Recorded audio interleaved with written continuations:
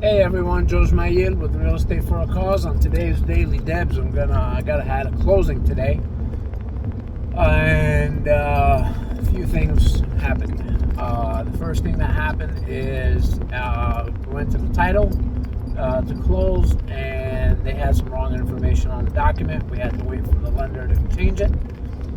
They had the buyer as divorced. It was an email that went out from me that had the wrong information. That's kind of attention to detail thing in working with multiple clients at once. So, lesson learned, take your time, make sure you're responding to the right email. The second part was, so you heard me talking over the last couple of videos on closing costs and gift letters and stuff like that. So we had an issue with the buyer getting money out of their account, and then their account got suspended for fraudulent activity, blah, blah, blah, 30 days before they can touch their account. So they went out to their friends. They got the $50,000 they needed to close via cashier's check.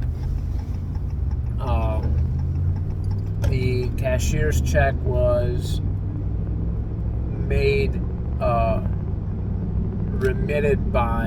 issued by the buyer instead of the person that gifted the money. That went through all the layers of lending, underwriting, audit, and obviously we signed the paperwork, so technically we're closed. But the title company cannot deposit the check because the name on the cashier's check needs to be the name of the person that gifted them the money and not them.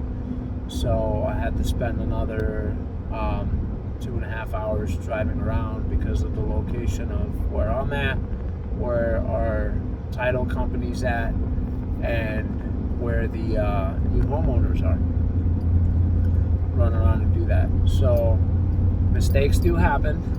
You just have to be flexible as a real estate agent, and understanding that, hey, sometimes things slip through the cracks. Information goes out that's wrong. Sometimes it's good, sometimes it's bad. How is it good? On the same deal, we had to extend because of the funding issues.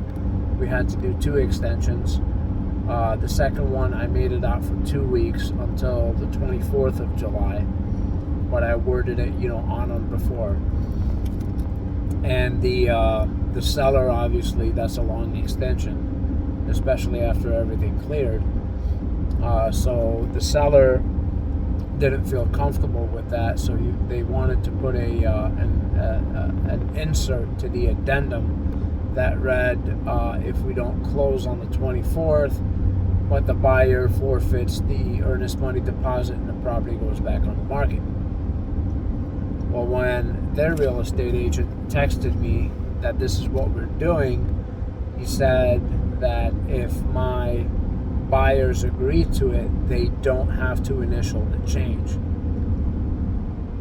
which contractually you have to have 2 signatures, right? Contractually. But that was the saving grace, because I sent the addendum to my buyers, and I told them, according to what the listing agent said, is that if you agree with it, you don't have to initial.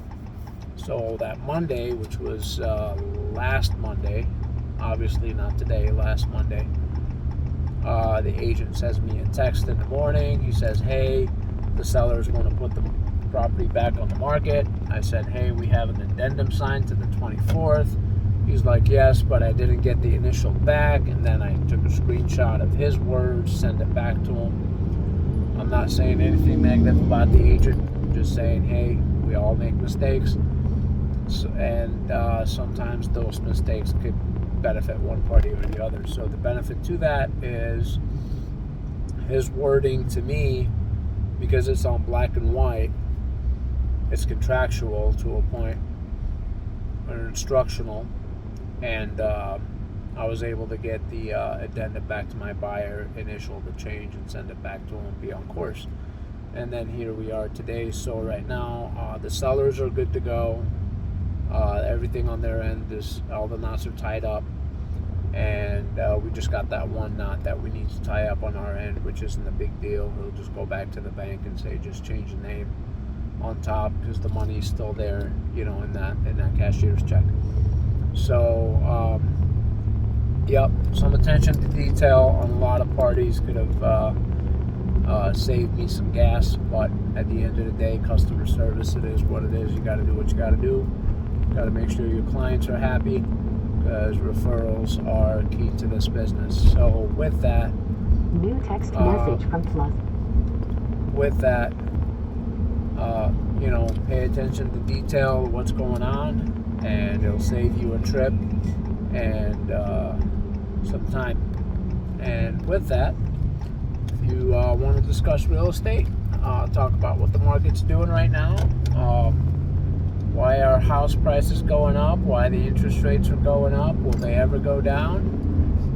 You want to talk about the buying or the selling process, give me a call, 810-209-4311, or send me an email, josephg@refacmi.com, or check out my website for the latest and the greatest inventory, realtorjoeg.com. And with that, ladies and gentlemen, I bid you a wonderful evening, and God bless.